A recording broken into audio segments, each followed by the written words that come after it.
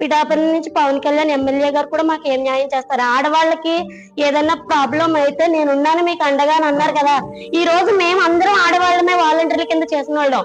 మేమందరం కూడా మేము రోడ్డు మీద పడ్డాం. ఈ రోజు మాకు ఏం న్యాయం చేస్తారు? ఈ రోజు మాకు ఉద్యోగాలు భద్రత కల్పిస్తామని చెప్పారు మాకు ఈ రోజు. కానీ మాకు ఈ రోజు చేసిందంటే రోడ్డు మీద తీసుకొచ్చారా? మిమ్మల్ని నమ్మినందుకు మాకు గత ప్రభుత్వం 5,000 ఇచ్చింది, మేము ఒక్క పూట అన్నం తినగలిగాం.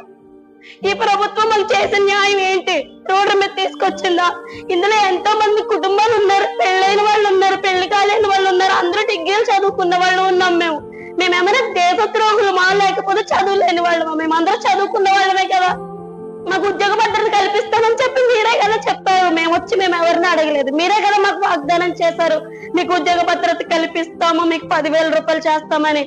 కావాలంటే ఆయన మాట్లాడిన వీడియో కూడా మా దగ్గర. 1,00,000 మంది మహిళలు ఉన్నారు వాలంటీర్లు అని. అమ్మ, నేను ఒక అన్నగా చెప్తున్నా, మీకు 5,000 వస్తే ఇంకో 5,000 ఇచ్చే మనసున్న వ్యక్తిని నేను ఎప్పుడు మీ పొట్ట కొట్టను. తల్లి వ్యవస్థ లేదంటున్నారు, జీవోనే లేదంటున్నారు. మరి మాకు వేతనం ఎలా వేసారండి? 2024 ఏప్రిల్ వరకు మాకు గౌరవ వేతనం ఎలా వేశారు? జీవో లేనప్పుడు ఎలా వేశారు మాకు వేతనం? జగన్ గారి ఇంటి నుంచి అయితే మాకు రాలేదు కదా, గవర్నమెంట్ నుంచే కదా వచ్చింది వేతనం. ఈ రోజు లేదు లేదు లేదని అడుగుతుంటే మేము అందరూ రోడ్డు మీద పడాలా? లేకపోతే భిక్షాటం చేయమంటారా? మమ్మల్ని ఏం చేయమంటారు చెప్పండి, మాకు న్యాయం చెయ్యండి. ఆడవారికి మీకు న్యాయం చేస్తానని చెప్పారు కదా, ఆయన మాటల్లోనే కదా చెప్పారు. 5,000కి 5,000 నేను వేసిస్తాను, అలాంటి హృదయం నాదన్నారు. మరి ఈ రోజు రోడ్డు మీద ఎక్కామే, రోడ్డు మీద మీకు కనిపించట్లేదా? మా చిరు ఉద్యోగాల మీద మీ ప్రతాపాలు పిచ్చుకల మీద బ్రహ్మాస్త్రాలు చేస్తున్నట్టు ఈ రోజు మమ్మల్ని రాజకీయ పరంగా వాడుకుని వదిలేశారా? ఈ రోజు మమ్మల్ని మేము ఏం అన్యాయం చేసాం? మేము ఏ పార్టీకైనా సరే మేము పని చేస్తామనే కదా చెప్పాం. ఆ పార్టీ ఈ పార్టీ అని కదా, ఏ పార్టీకైనా మేము పని చేయడానికి సిద్ధంగానే కదా ఉన్నాం. మమ్మల్ని ఎందుకైనా రోడ్డు మీద తీసుకొచ్చారు? ఈ రోజు వాళ్ళు 5,000కి జీవో 23 నుంచి అమలు చేయలేదని అన్నారు. మరి 10,000 ఇస్తానని అన్నారు కదా, మీరు జీవో పాస్ చేయండి. మీరు పాస్ చేసి వాళ్ళు చేసిన అన్యాయం మీరు మాకు చేయకండి. మీరు న్యాయం చేయండి. 10,000 ఇస్తామని చెప్పి జీవో పాస్ చేసి మీరు నిరూపించండి. వాలంటరీ వ్యవస్థ రోడ్డు మీద ఉంటే మేము కాపాడాము, 10,000 మేము ఇచ్చి మేము జీవో పాస్ చేస్తామని మీరు మాకు చెప్పండి. అంతేకాని రోడ్డు మీదకి ఎందుకు తీసుకొస్తున్నారు మమ్మల్ని? ఏ వర్క్ ఇస్తానని చెప్పి తీసుకొచ్చారు. మాకు మీకు ఉద్యోగ భద్రత కల్పిస్తానన్నా ఇదేనా మా ఉద్యోగ భద్రత? ఆడవాళ్ళ రోడ్డు మీద తిరగడం మా ఉద్యోగ భద్రత? చెప్పండి. ఒక్కొక్క ఫ్యామిలీ వెనకాల ఎంతమంది ఉన్నారు? 4, 5 ఉన్నారండి. మొత్తం అందరూ రోడ్డు మీదే కదా.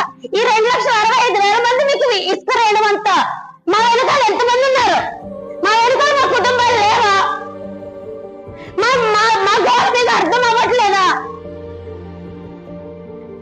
చెప్పండి, మాకు ఏం న్యాయం చేస్తారు? మేము ఎలా రోడ్డు మీద ఉండాలి? మాకు ఏం న్యాయం చేస్తారు?